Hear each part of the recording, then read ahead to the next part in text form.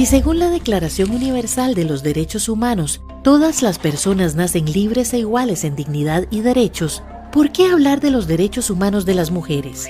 Declarar un derecho o unos derechos inherentes a las personas en un instrumento internacional es un avance muy importante. Digamos que es un buen principio, un gran respaldo para toda persona y comunidad humana. Pero a la hora de aplicar este principio puede que el sentido de universalidad se entienda mal, de modo que se reduzca solo a ciertos grupos que tradicionalmente han gozado de mayor poder y autonomía, los que se ven a sí mismos como la medida de lo humano, los que siempre han tenido privilegios, olvidando que, como manifestó José Martí, quien tiene un derecho no obtiene el de violar el ajeno para mantener el suyo.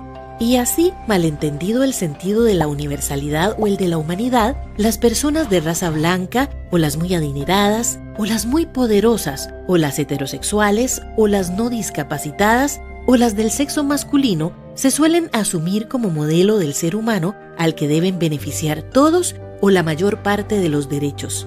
Esto ocurre porque en realidad se piensan a sí mismas según una imagen de humanidad socialmente construida que suele ajustarse al ideal en el que estas personas creen reconocerse.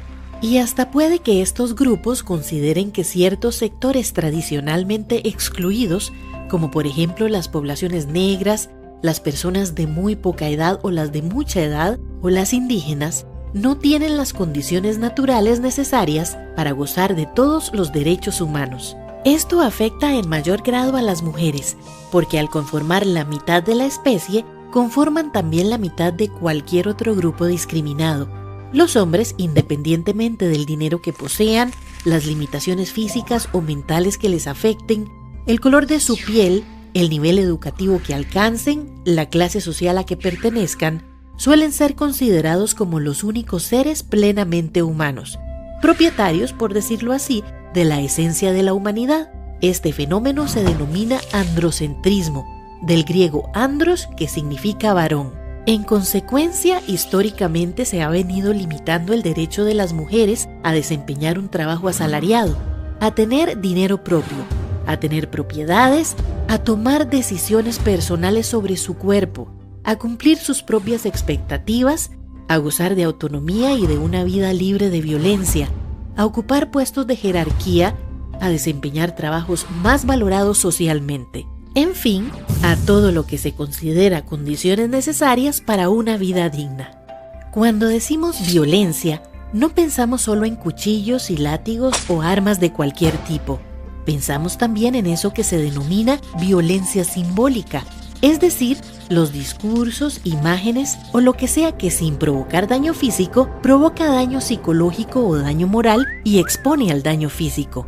Hay violencia simbólica cuando se restringe a las mujeres a papeles de menor valor o domésticos, o las presentan en función del deseo o las necesidades de los hombres. Por ejemplo, cuando son representadas solo cocinando, o lavando, o cuidando bebés, o sirviendo mesas o exhibiendo posiciones eróticas. También se da la violencia simbólica cuando, asumiendo que los sexos son opuestos, se definen como masculinas las características humanas más apreciables, como el valor, la voluntad o la inteligencia, entendiendo con base en una falsa oposición que las mujeres carecen de esos rasgos o no los alcanzan a plenitud. En este sentido se pueden observar las representaciones prevalecientes en las imágenes de la publicidad, los chistes, los discursos en general.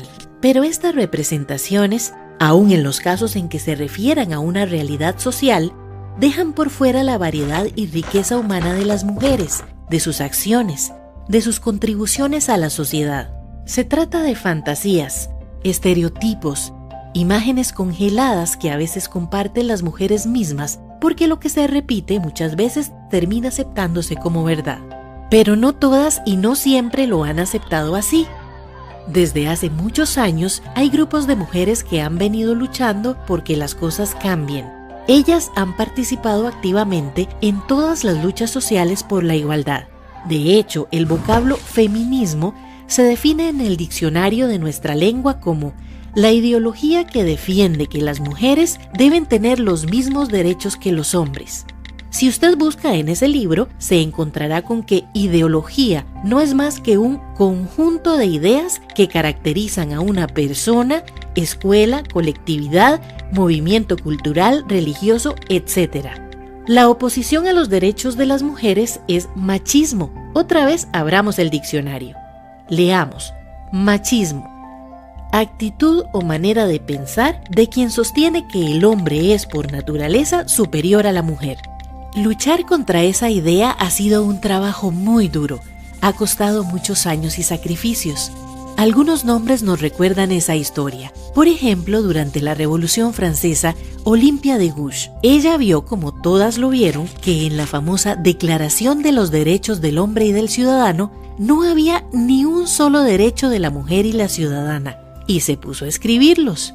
Y la llevaron a la guillotina. Esto de los derechos al principio fue en cuentagotas, pero a partir de todas esas luchas ha sido como ir soltando cuentas de un collar. Tratados, enmiendas, convenciones, leyes. Son muchas a las que les debemos los logros de que gozamos hoy y enumerarlas lleva su tiempo. Todas ellas se atrevieron a luchar por sus ideales, a pesar de los gestos reprobatorios y las caras de espanto de quienes creen que cuando las mujeres alzan la voz, el mundo se les descuadra. Recordarlas es importante porque, como dijo la filósofa Hannah Arendt, en la medida en que la historia no es solo una ciencia, sino también una forma de memoria, ayuda a iluminar el presente. Gracias a todas las que buscaron y consiguieron una visión nueva y liberadora, hoy los estados del mundo entienden que los derechos de las mujeres son derechos humanos, puesto que nacemos libres e iguales en dignidad y derechos.